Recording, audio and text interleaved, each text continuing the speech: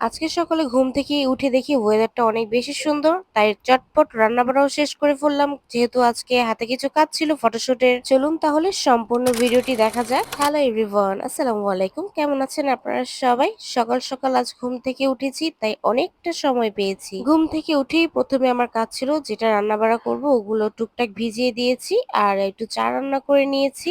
আজ দুইজনে মিলে চা দিয়ে রুটি খাবো, কেউ বলে সুগার রুটি, কেউ বলে বাগরখানি। সকালবেলা কিন্তু অত ভারী খাবার আর তেল জাতীয় খাবার খেতে সবসময় ভালোও লাগে না।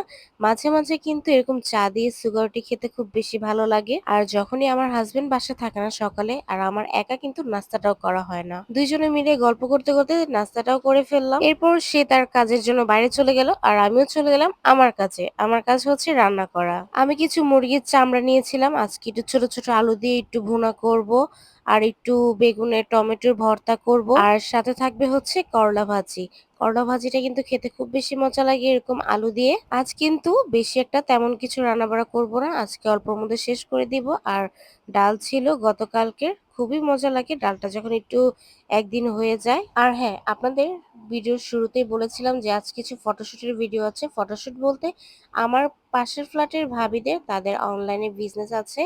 তারা কিছু নতুন নতুন আপডেট কালেকশনের শাড়ি তৈরি করেছে। সেই শাড়িগুলো পরেই কিছু ভিডিও শুট নিতে হবে, কিছু ছবি তুলতে হবে। এই কারণে আমি আমার বোন মুক্তাকেই ডেকে নিয়েছিলাম। যেই বলা সেই কাজ, বলার পর মুক্তাও রাজি হয়ে গেল। আর আমি তো কখনো এই ধরনের ভিডিও এরকম একটা করে দিইনি, কিন্তু ভাবি দায়িত্ব দিয়েছিল যে আপনার মতো করে আপনি ভিডিও মেক করে দিবেন, সবকিছু করে দিবেন। তো যাই হোক, এরপর আমি কিছু সোশ্যাল মিডিয়া সবকিছু ঘেটে ঘেটে দেখলাম যে কিভাবে ভিডিও করলে ভালো হয়। ওইভাবেই আমি আমার দিক থেকে চেষ্টা করেছি সম্পূর্ণ সুন্দর করে ভিডিও তৈরি করে দেওয়ার জন্য। এরপর আর কি, এরপর দুপুরে রান্না বান্না প্রায় শেষ পর্যায়ে। এরপর বেগুন ভর্তাটাও তৈরি করে নিয়েছিলাম।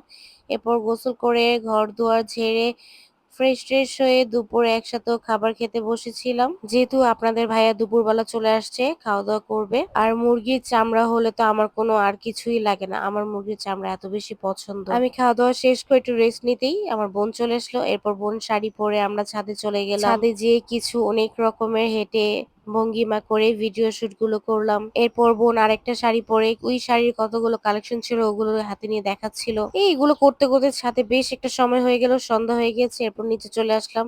এরপর কি খাবো কি খাবো ভাবতে ভাবতে পরে কিছু টিকিয়া নিয়ে আসলাম আর একটু ফুচকা নিয়ে আসলাম, দুইজনে মিলে খেলাম।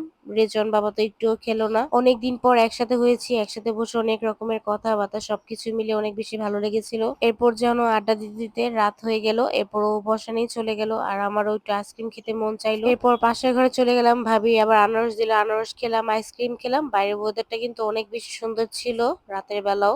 এরপর ভাবি বলতেছে আসেন আমরা একটু চটপটি খাই। পরে কি আর করা, বললাম যে আমি তো সন্ধ্যাবেলায় ফুচকা খেলাম। পরে বলতেছে আমাদের সাথে একটু চটপটি খান। তো এই হচ্ছে আমার সম্পূর্ণ ভিডিওটি। আশা করি আপনাদের ভালো লেগেছে। ভালো লাগলে বেশি বেশি করে লাইক কমেন্ট শেয়ার করে আমার ভিডিওর সাথে থাকবেন। সবাই ভালো থাকবেন। আল্লাহ হাফেজ।